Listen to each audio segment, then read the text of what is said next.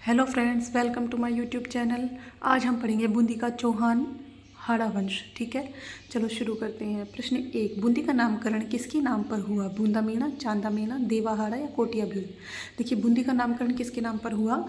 बूंदी का नामकरण हुआ था बूंदा मीणा के नाम पर। सर्वप्रथम इसने बूंदी राज्य की स्थापना करी, लेकिन बम्बावाड़े के देवा हाड़े ने 1241 में बूंदा मीणा को हराकर और बूंदी राज्य पर स्वयं का अधिकार करके नए राज्य बूंदी की स्थापना की। ठीक है। प्रश्न 2, द्वारिका के रणछोड़ जी मंदिर का निर्माण किस शासक द्वारा करवाया गया? राव भोज, बरसिंघाड़ा, सुरजनहाड़ा या समरसिंघाड़ा? तो इसका निर्माण किसके द्वारा करवाया गया? सुरजनहाड़ा के द्वारा।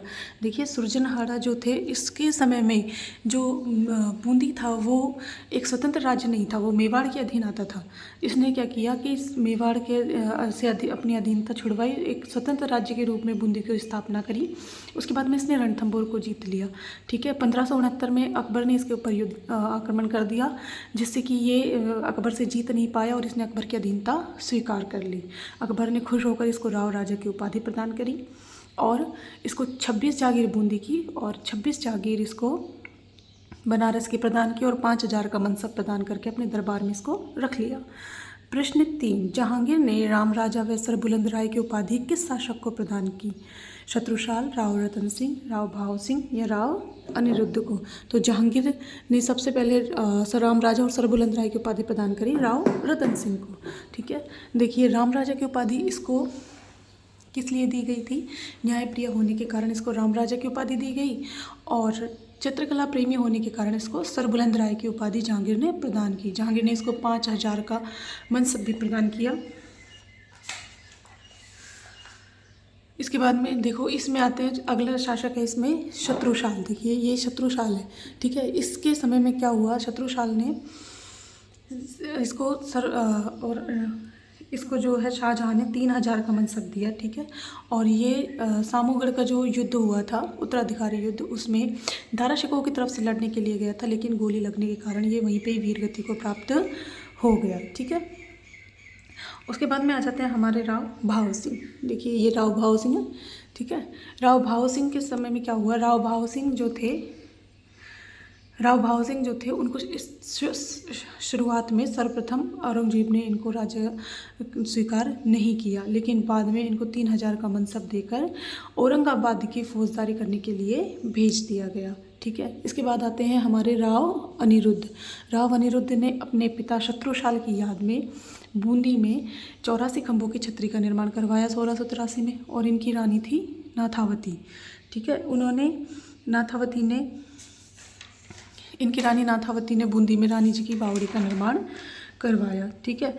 और इनका पुत्र जोध सिंह था, जो कि गणगौर के दिन नौका विहार के लिए अपनी पत्नियों और गणगौर की सवारी लेकर नौका विहार के लिए गया हुआ था और जैसर तालाब में, लेकिन इसकी नाव उस जैसर तालाब में डूब गई और ये वहीं पर मर गया। ठीक है। इसलिए कहा जाता है राजस्थान में हाड़ो ले डूबो गणगौर। अब आता है प्रश्न 4, राजस्थान में सर्वप्रथम मराठों को आमंत्रित करने वाला शासक कौन था? अनिरुद्ध, दलेल सिंह, बुद्ध सिंह या उमेश सिंह? देखिए, मराठों को आमंत्रित करने वाला शासक कौन था? बुद्ध सिंह।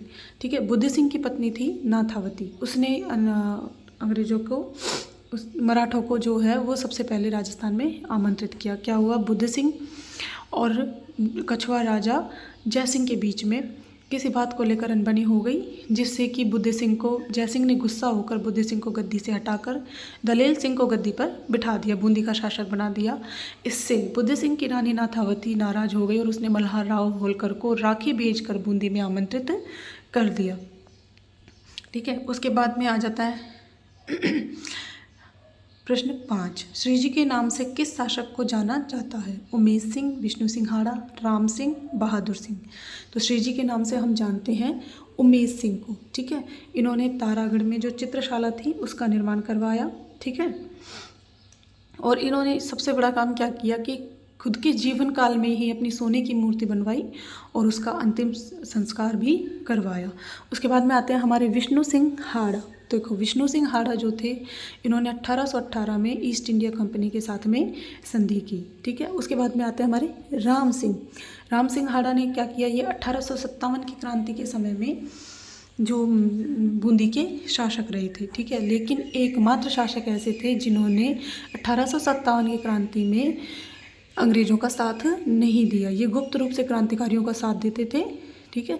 और इन्हीं के समय में ठाकुर बलवंत सिंह जो है वो तीज माता की सवारी लेकर यहाँ बूंदी में पहुँचे थे, ठीक है। और जो सूर्यमल्ल मिश्रण कवि थे वो भी इनके दरबारी कवि रहे थे।